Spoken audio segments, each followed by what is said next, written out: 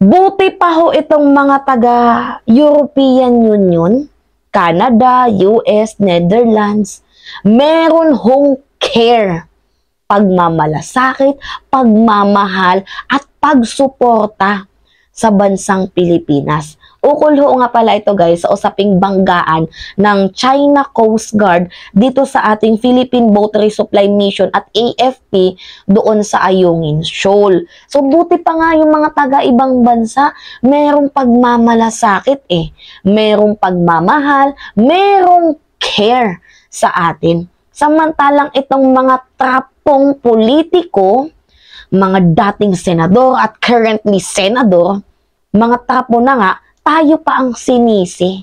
'Di ba, Bato? Sabi ba naman ni Bato de la Rosa? Pinuprovoke daw ho natin sila.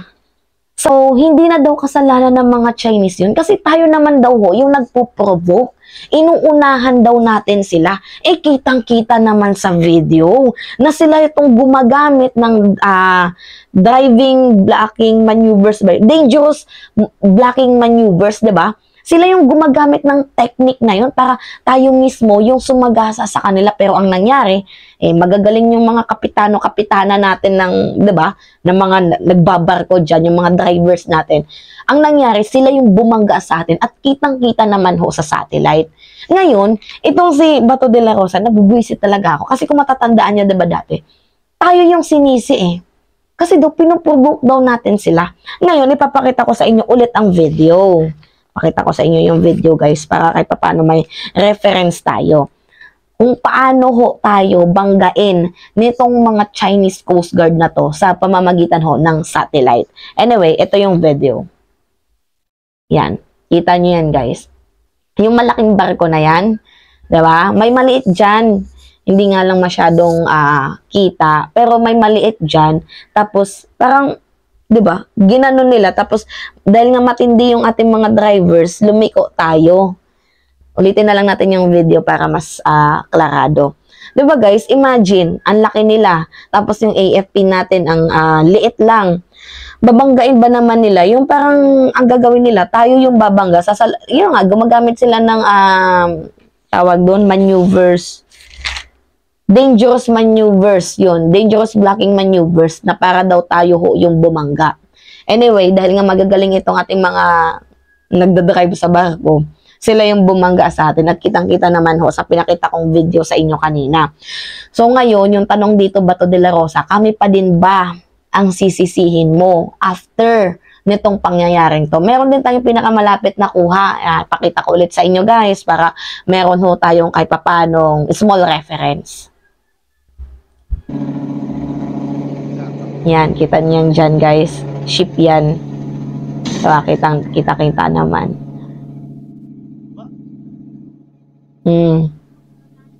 Kuha yan guys ng mismong nagbabangka. I mean, yung nandyan sa loob ng barko na yan, kuha yan yung video na yan. So, 'di ba? Kitang-kita nyo naman kung paano ho binangga tayo nitong mga Chinese na to. Kita nyo na yan, guys. 'Di ba? Anyway, ngayon, kami pa rin ba ang sisisihin mo, Bato de la Rosa, sa kamalian nitong mga Chinese na to? Anyway, ito yung article. Basahin natin. The United States and Canadian embassies in Manila condemned on Sunday the latest dangerous blocking maneuvers of the Chinese Coast Guard, CCG, off doon sa Ayungin Shoal. Pinundi na nila. Buti pa nga sila kahit paano may care sa atin, no? Buti pa sila nagpakita ng suporta. Buti pa nga sila kaysa dito sa ating mga ilang senador na dapat sana nag-unite tayo kasi ano ang ginagawa nila? Mga pro-China. Yan yung mindset ng mga DDEBs.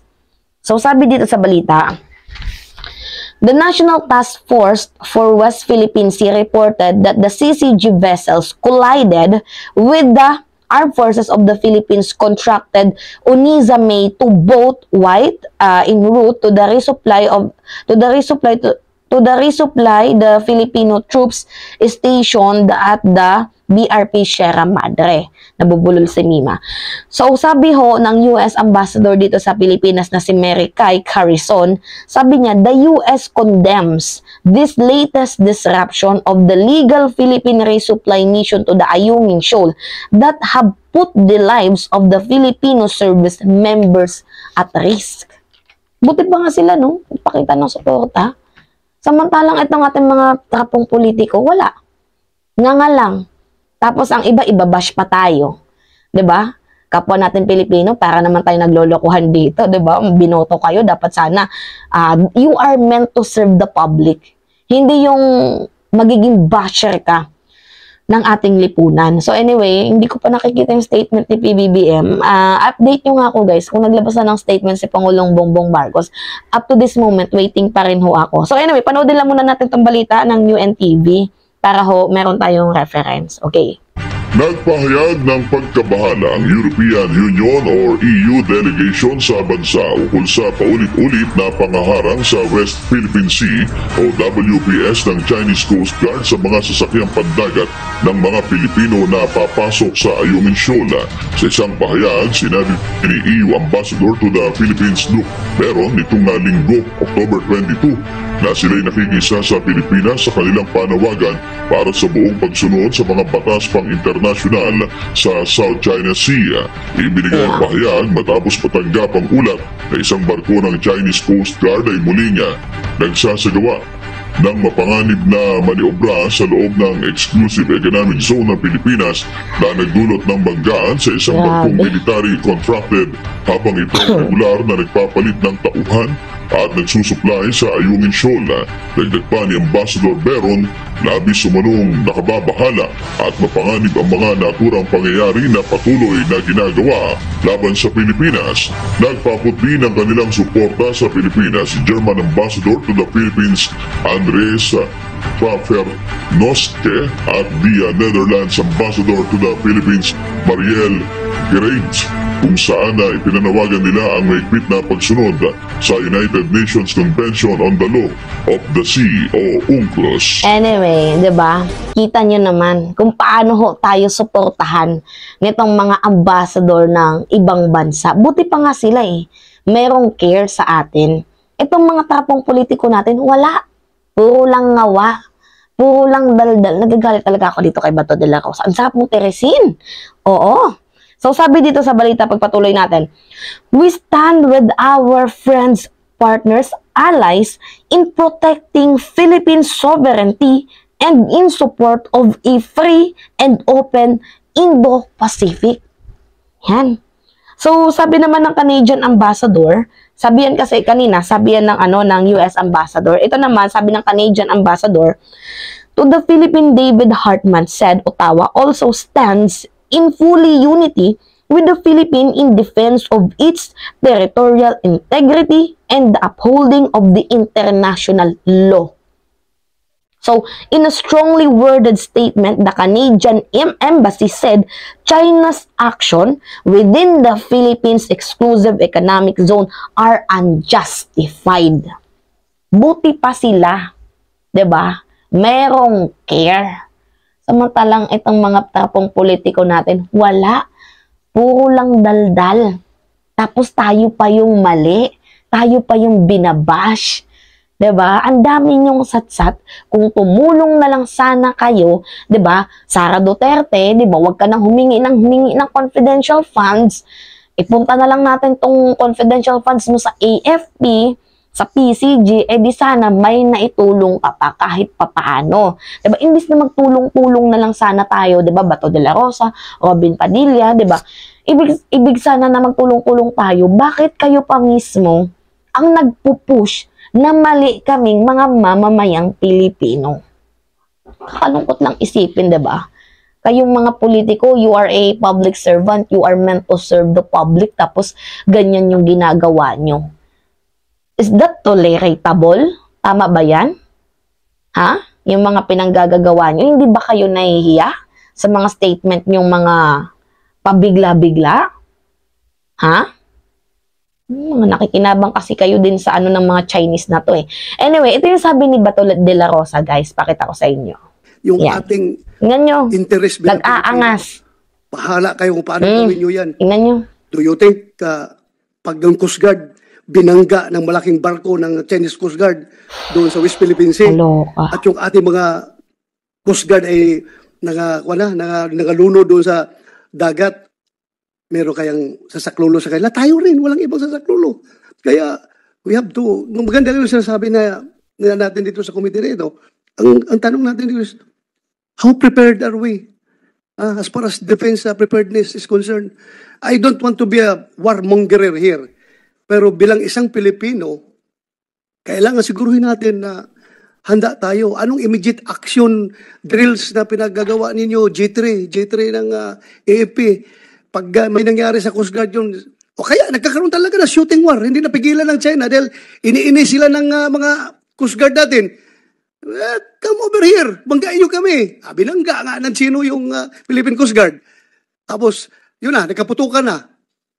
Ano ngayon ang... we don't have to go to the details. Gusto ko lang malaman from you, J3, ikaw man ang in charge sa operation ng buong Armed Forces of the Philippines. How ready are we to respond to that situation?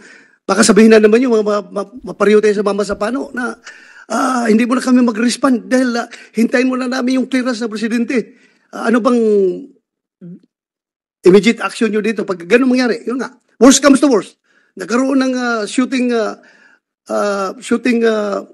incident. Armed attack talaga nangyari. Are we ready? Kaya natin as an armed forces. Huwag tayong umasa sa Amerikano.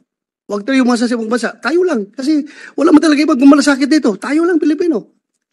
Ikaw, G3, kaya natin. Mr. Chairman, Your Honor, sir, we will be ready when the time comes. And in fact, we are preparing the necessary contingency plans with the supervision of the Department of National Defense for all eventualities, especially in the ongoing missions in the West Philippine Sea. So but with that time, with all our capabilities, with the Armed Force of the Philippines, the Navy, and the Air Force, the Army, and the Western Command, we will be ready, Your Honor. Thank you. At with the time comes, tawagan nyo kami ni Senator Robinor Padilla, Senator Tolentino, Senator Jingo, Senator Risa. We will go with you. Dala kami ng armas. Lalaban kami doon, samahan namin kayo. Pag dumating yung panahon na yan, tawagan nyo lang kami.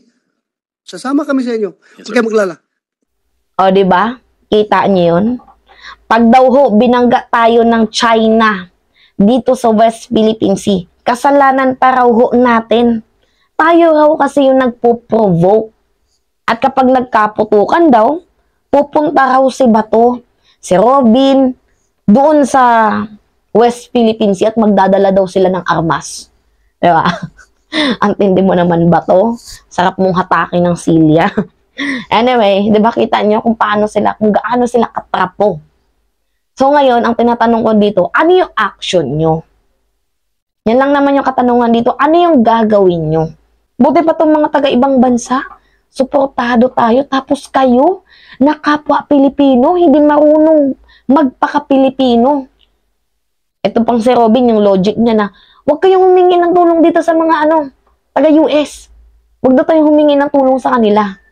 Kasi sino ba naman tangang susugod sa gera na ang armas mo lang ay bala-bala?